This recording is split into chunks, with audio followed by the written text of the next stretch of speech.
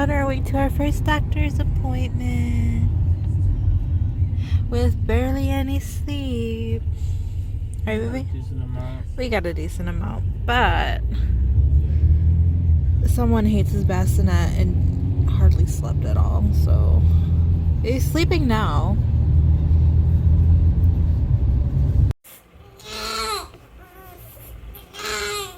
First appointment wasn't a pleasurable experience for him.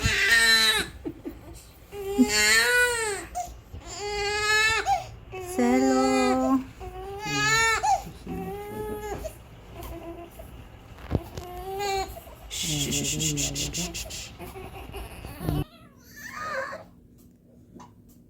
Good job, baby. Good job.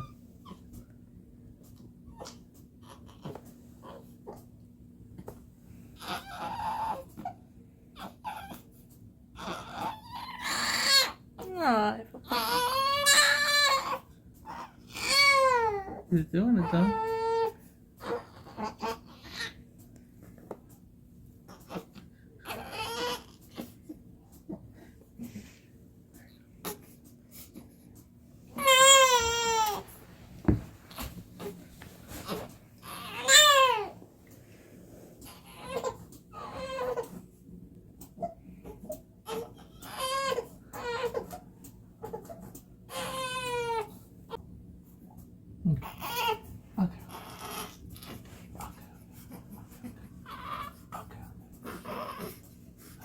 Good job. He's exhausted. Good job, baby. He's tired, míralo.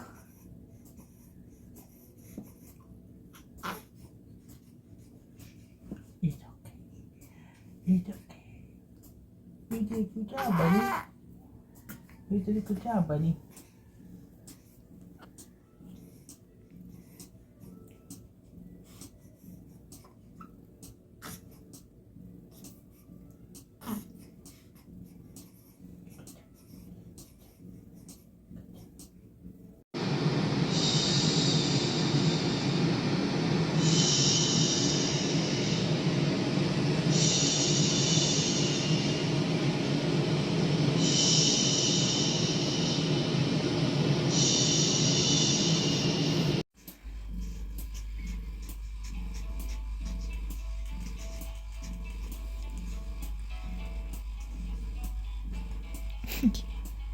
How old is he gonna be tomorrow, baby? 2 weeks. 2 weeks old. He's crazy. Lindy is getting hungry, so I probably, if he starts getting fussy, I might just like Grab the rest of the or bottle. something. Or give him the other formula that's in there. And see if that puts him to sleep.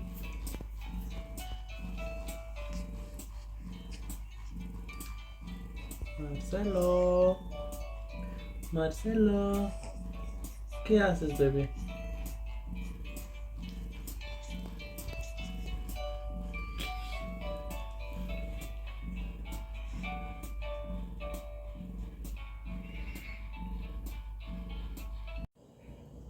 It is Tuesday, February 11th, and I'm in the same clothes. I'm gonna be in the same clothes in probably every video because I'm a new mom and I don't have time to do anything else, let alone change. A couple things. So I just finished pumping, so I'm about to transfer my pump milk into a bottle here in a second. But I am 2 weeks exactly postpartum, so little Marcelo is now 2 weeks old. He is napping in his crib right now because George went to go get a haircut that he completely forgot about. His barber actually let him go in later rather than, I guess, charging him a cancellation fee. So I'm here alone with the baby for about at least an hour maybe hour and a half, 2 hours, depending on traffic, on how long it takes him to get home. It took him a little bit to get there.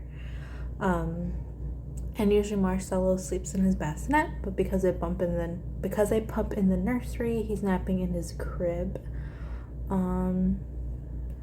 But yeah, we had a doctor's appointment today, and Marcelo's belly button, or his umbilical cord, finally fell off today. So we get to give him a bath, which is great because we have been dealing with a very stubborn diaper rash the last 4 or 5 days, which kind of sucks because I'm like, my baby is just new to this world and he's already suffering with a diaper rash, and I don't know, I felt really bad. So but we've been doing good. The first week that he was born, my aunt was here, so she helped out a lot. George was off yesterday and he was off today, so today's technically his last PTO day he took for paternity leave. He doesn't really get any at all, so he had to use his PTO. So today was his 2-week doctor's appointment. Belly button fell off. We got the okay for him to take a bath. They looked at his diaper rash because we were a bit concerned about it. It's actually looking better. I have been all over Reddit and the internet on what works, and so many different things work for different babies, and so far what's working, it's not like a miracle worker, but it's actually giving us some progress, is a mixture of extra strength Desitin, the one in the purple packaging, and then Aquaphor. Apparently it's supposed to be the Aquaphor diaper cream. It's not the cream. So my sister-in-law has been getting us a lot, so she got us the ointment, and so I'm not sure if they're that different, but the mixture of the two, like, actually mixed together and put on his bottom is actually kind of working. It's not gone, but it's gone from like red and inflamed down to like maybe a little irritated and pink, so that's good. And he's gained weight. So he was born at 8 pounds 7 ounces. At his 1-week follow-up appointment, he was 8 pounds 2 ounces, which, if you don't know, it's normal for babies to drop weight their first week of life, and then ideally you want to get them back up to above birth weight, or back to it. And at this 2-week appointment, he's 8 pounds 11 ounces, so he's past birth weight, exactly where he needs to be. And the other thing is that he's now 20 inches. And that makes me so sad because he was 18 when he was born. He was 19 last week, so he was growing about an inch a week. He is eating a lot. He eats on average of 80 milliliters, or mLs. I think mLs is for milliliters. So that's probably about just under 3 ounces per feeding. So, which we're combo feeding because I have PCOS and my supply isn't the greatest. I am supplying about at least half of what he needs, but I'm not really getting too much of an increase either. If I am, it's very gradual. Nothing that's like really crazy. Like, I'm 2 weeks postpartum and this is kind of like the average of what I get per session. Almost spilt it, I would have cried.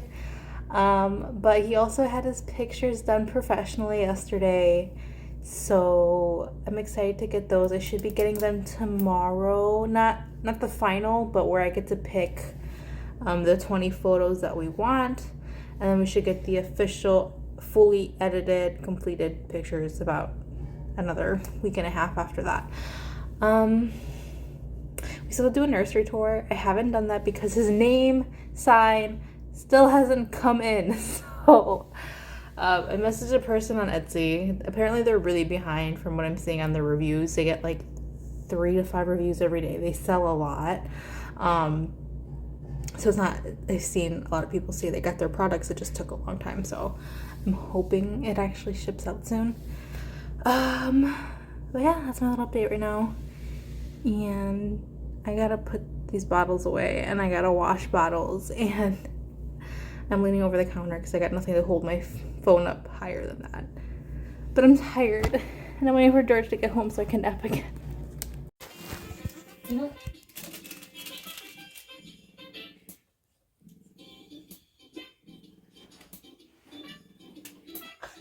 He's just shitting.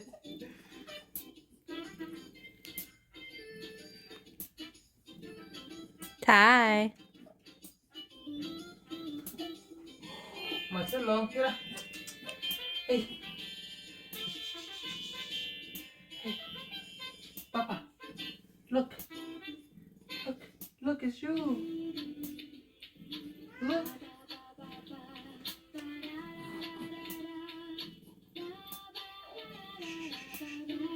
Okay. Hi everyone. So long time no see. I feel like all these videos are gonna be very random now because it's really hard to do anything, especially with the newborn. But we are officially about 1 month. He is 1 month old now, a little over 5 weeks. And sorry if I like kind of pause a lot in this video. He's a little fussy right now, and I'm pumping with a wearable pump, so we're both a little uncomfortable at the moment. But I did kind of want to go over a couple things now that we're at the 1 month postpartum mark. But yeah, I'll kind of go over that. None of this is like, I didn't plan ahead. I kind of just thought I'd pull up my camera. So if I do like a lot of or kind of get off track, bear with me. But I'm going to try and go over these points. Just kind of with what my experience was. So let's see. What? So first thing I kind of want to go over is baby blues. So this was something that I was aware of, but not to like the full extent of how it affected people. Sorry. So I experienced baby blues, and I don't know the severity or scale of it, but I felt like it was pretty bad. I am thankful it kind of got out of my system as quick as it did. I do hear some people who do deal with it, and it does eventually turn into postpartum depression, which is probably the biggest thing I was scared of. But yeah, baby blues. I would say it definitely started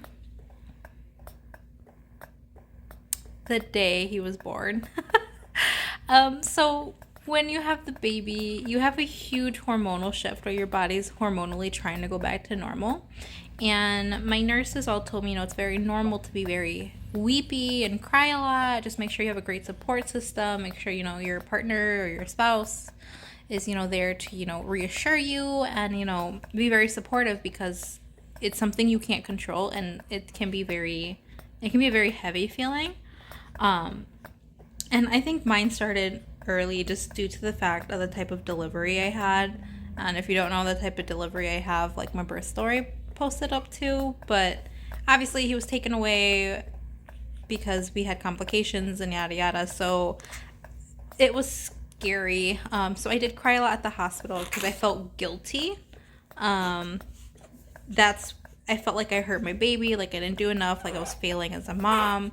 And those were like a lot of the feelings I had at the hospital, right? And thankfully, like George has been super supportive, and same with the nurses, and completely reassuring. Nothing was my fault. That he's okay. I'm okay. We're all doing fine. That's all that matters. And I'm doing the best I can, and that's all he needs, right? So when we got home, it was a different story. So I was very excited to go home just to be in the comfort of my own house and, get him out of the hospital and have him like finally go home. But I cried so much the first week. I think the feelings of it feeling like I failed my baby and hurt him, those were still there, but those weren't like the main reasons of me crying. I think it's like once you get home, reality hits, and it's like, okay, prior to birth, I knew my life wasn't going to be the same, but now he's actually here, and now it will never ever be the same. And I almost felt, and it sounds so hypocritical because you guys all know everything we did to get here, but I almost regretted being a mom. I had such deep feelings of regret, of not feeling ready, of I don't know, it's such a weird feeling, Because obviously, duh, we went through IVF. We had all these scares and complications during the pregnancy, during the birth, complications with breastfeeding, which I'll go into that in the next segment or whatever. But it was horrible. I don't want to say I regretted having my baby, and I didn't resent him. I don't want to use that word because I feel like that's very strong, and I would never resent my baby. I loved, regarding all these feelings happening, I still loved my baby. I just felt like I wasn't enough for him, and I felt like I wasn't ready for him, and I think I was really regretting the idea of our lives changing. And it was just the most intense feeling. And I would cry and I would cry all the time. I would cry when I pump. Like right now it doesn't bother me. But whenever I'd pump I don't know what it is. I don't know if it's the oxytocin. I don't know what chemical reaction happens when you pump other than the oxytocin. But when I would pump, I would be sobbing with these pumps on me, extracting very little milk that I had. And I would just be crying that this is my life now. And I don't know if I want it. And it sounds so hypocritical. To the point that when my doctor did call me, because I was going to have like a 2-week appointment, I asked her, I'm like, at what point is this like a red flag? Like, I know it's normal to have, feelings of like sadness and certain things, but at one point, do I have to call and be like, hey, I think something's wrong? She did tell me to give me like a month. But she said if I feel like it's getting worse, and I'm having like other thoughts of certain things of either hurting myself or hurting the baby, or just like I'm just constantly crying, and not just like a few times throughout the day, but like nonstop, and I'm like not consolable, to definitely give her a call. Thankfully, it resulted right before my 2-week postpartum appointment with my OB, and it went away. So I think that's the craziest thing that no one really, I don't say that no one talks about, you see it, but I don't think you really know how to talk about it until you experience it. So if you haven't had a baby yet, sorry, my face is so itchy. If you haven't had a baby yet, and I mean, I pray you don't get that, or if it doesn't bother you as much as it bothered me, but it was such a horrible, dark feeling, and such a dark mental space to be in. Like, I think that's like the one thing I wouldn't want to do again. If we do try and have another baby, 0 out of 10. I do not recommend it whatsoever. And then the other thing I kind of want to talk about is just like kind of give you an idea of what breastfeeding is looking like. Because I know that's a lot of people are interested, are usually intrigued by that. Also, just because it's so different for everybody, and especially when you're a first-time mom, your feelings can be all over the place when it comes to breastfeeding. Like I said, I am pumping right now, so I have a wearable pump on, or a portable pump, I should say. All pumps are wearable. But with the whole thing with the way the delivery went and the complications and him being taken away, again, if you don't know the whole story, I have my birth story uploaded, but with him being taken away to the special nursery, kind of like a level 1 NICU almost, and him being gone for 3 days and being on sugar waters, and then having to get his sugars up right away, and me not having any milk in, he was bottle fed. So, latching didn't happen. He didn't latch. I hate how this is like... Anyway, he didn't latch. And so I was seeing a lactation consultant to try and help us get him to latch. It wasn't happening. They were going to schedule me to do an outpatient appointment just to follow up, because he would only latch with a nipple shield. I hate the nipple shield. I refuse to use it. It works wonders for some women. Some women love them. They swear by them. But to me, it's just the most annoying thing in the world. And I'd just rather not use it. So we just been stick to pumping. I was supposed to have another lactation consultant with one of the nurses at his pediatric office because she's also a lactation nurse. But I canceled it. I got very overwhelmed. So I'm an underproducer. I'm not even a just enougher. I probably produce about half of what he consumes in a day. So, I mean, it's more than what I was expecting, but it's still not what I wanted. And we can blame my PCOS for that, which is what they kind of told me from the get-go, that I probably wasn't really going to be able to produce that much. But I didn't want to triple feed. I already combo feed, so obviously whatever I give him for breast milk, he gets the remaining in formula that he needs. And triple feeding, if I did want to latch him, was latch him to the breast, have him breastfeed that way. Whatever he couldn't get, we'd give him the rest in a bottle, and then I'd formula feed the rest, and then I still had to pump. So it was like an extra 2 steps that I really didn't want to do, that I didn't have the energy for. So I just kind of left it on the back burner, and I was just like, you know what? I've kind of let go of breastfeeding at the breast. I've cried about it, I've mourned it, I've grieved it, and I've let it go. And that's fine. Where I'm perfectly fine with just pumping for now, and then combo feeding formula for the remaining that he still needs to eat. And I think that's just what our journey is going to be.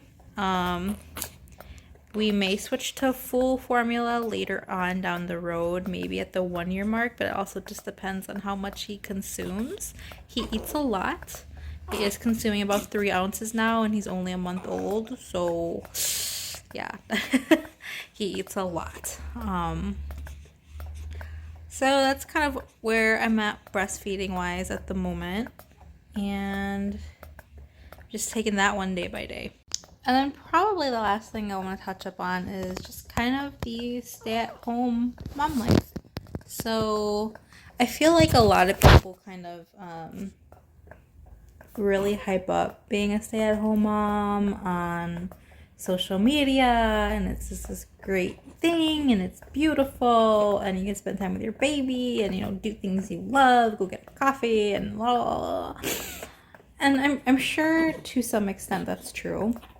So far it's not, especially with the newborn. Also, I don't have a vehicle. Like, you know, our whole situation. My face is so itchy. Our whole situation, we ended up selling a car because we couldn't afford it with me no longer working. So the only car we have, George takes to go to work. So I have no way of going anywhere while he's at work. I'm just stuck at home. Also sleep deprived, so I have no energy to do anything. And don't get me wrong, I don't want to complain about being a stay-at-home mom, because this is what I really wanted, and I'm glad that I am. But it's not glamorous by any means. I do kind of miss being able to go to work and just socialize with other adults. Not that I don't like socializing with my baby, but I miss having adult conversations rather than talking to my little potato here that has no idea what I'm talking about. It is financially hard being a stay-at-home mom, living in a 1-income household. Thankfully, George has a good salary job that makes it even possible. Like, we're not necessarily struggling paycheck to paycheck, but we aren't comfortable by any means either. So we do have to do quite a bit of budgeting and just being a little bit more resourceful and cautious of spending quite a bit more than we were before. Thankfully, my sister-in-law does come and help me, usually about 2 days a week. My aunt was here the first 2 weeks, kind of like first week and a half without, I think she went home on the weekends to help me out. But now my sister-in-law is kind of here helping me about 2 days a week so I can catch some sleep. She'll help with a load of laundry, or we'll kind of switch. I'll take care of the baby and she'll do a couple of things around the house, like wash bottles, get food.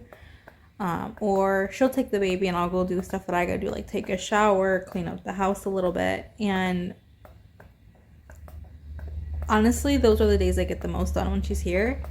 I am by myself today. So it's really just kind of balancing things I have to do for him, things I need to do for myself for him, like pumping. And then like kind of like everything else happens last or once George gets home. So being a stay-at-home mom so far, I'm very grateful. It is truly a privilege to be able to do that, especially here in the US, because especially in this day and age, it's hard to survive on one income.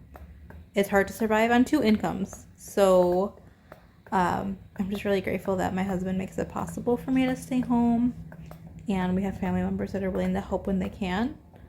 But again, it's not glamorous by any means. We are hoping to maybe get a second car in the future, maybe when he's closer to 1 year old. So that way I do have a little bit more freedom, and maybe we're more in a better financial position than we are at the moment. But as of right now, this is our life, and that's okay. And I think, thankfully, especially having the cerclage and having to stay home all the time kind of prepared me for this kind of. I feel like if I was at work and then I just got thrown into this being at home all the time without a vehicle, no way to go anywhere, kind of just stuck and not working and not having my own income, I would lose my mind. So in a sense, I'm kind of grateful that I ended up needing to be on bed rest because it gave me that time to transition and kind of adjust to that part of everything. And then once he came, I just had to adjust to baby life. But no, we're doing great so far, and we have accomplished being 1 month old. He's gained about 2.5 pounds. He's in size 1 diapers now, which I cried. He's almost out of his newborn clothes. He's still kind of wearing a couple things, and I'm savoring it for now. But yeah, I think that's it for now. George's gonna be coming a little bit earlier today because I finally get to go back to my chiropractor. I mean, I was going when I was pregnant, but I get to have a little bit more adjustments. I get to have like muscle stimulation now, which I'm so excited. And these are all like some safety precautions that she wouldn't do while I was pregnant. So I'm so excited to have these things again. And I think we gotta go to the store. I think we need pet food, and this guy's been dealing with some gas lately, so we got to try and work on that too. But this little guy has really good neck strength. You can't tell right now because he's lazy and just kind of laying around. But he hates tummy time, but he has really great neck strength. Right now we're kind of in the gassy baby stage where he doesn't really sleep well through the night. And we've been using a lot of gas drops and learning that breast milk does not keep him full, so he does just formula during the night while we sleep, just so he goes longer stretches and we can get some rest. And then during the day he has like 2/3 breast milk and then 1/3 formula. But he's a little lazy right now. Yeah. But we're doing great. And thank you guys. Like, it's kind of like boring updates other than like, look, my baby girl. And that's about it. But I'll try and insert clips and stuff, keep things a little entertaining. I may not upload as often just because I'm really busy now. But I'll try my best. So yeah, Papas?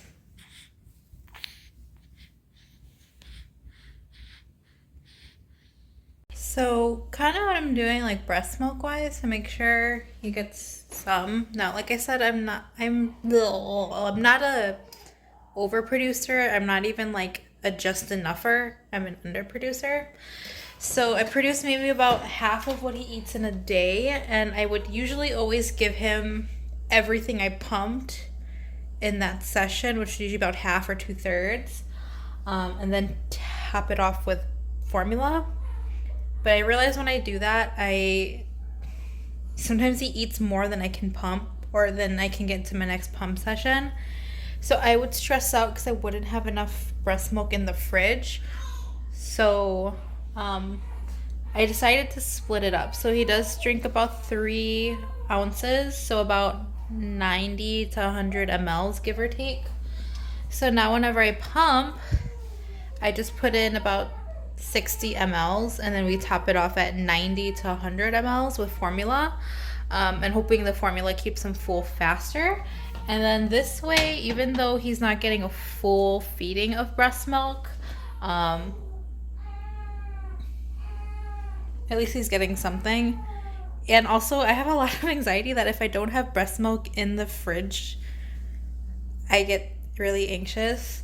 So I feel like kind of breaking up the breast milk into a certain amount for each feeding rather than just give him everything I produce each time just makes more sense for me. Like, that might not make sense for you at all, and I understand that, but for me, that's just what's working. Like, for now, I have like 3, about to be 4, but I have like 3 bottles of 60 ml breast milk, and then we just create a big bottle of formula that we use to pour in and top it off. But that's what I have there. And then this one is kind of the leftover from this pump, which is about 40 ml, so I still gotta top it off at 60 with my next pumping session. But that's just kind of what I'm doing. You can hear him, he's screaming in the background. So, and I also froze my first batch of milk. So like kind of like doing just 60 mLs per feeding allows me to kind of have an overflow a little bit. And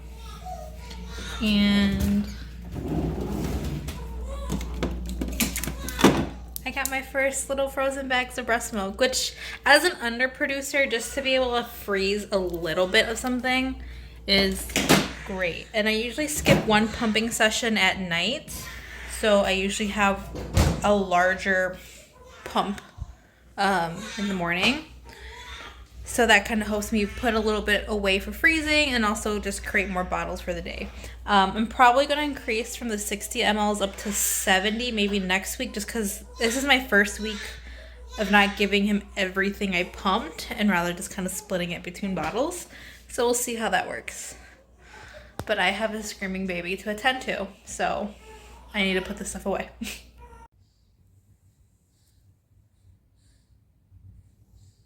That's what a bottle will do. Oh.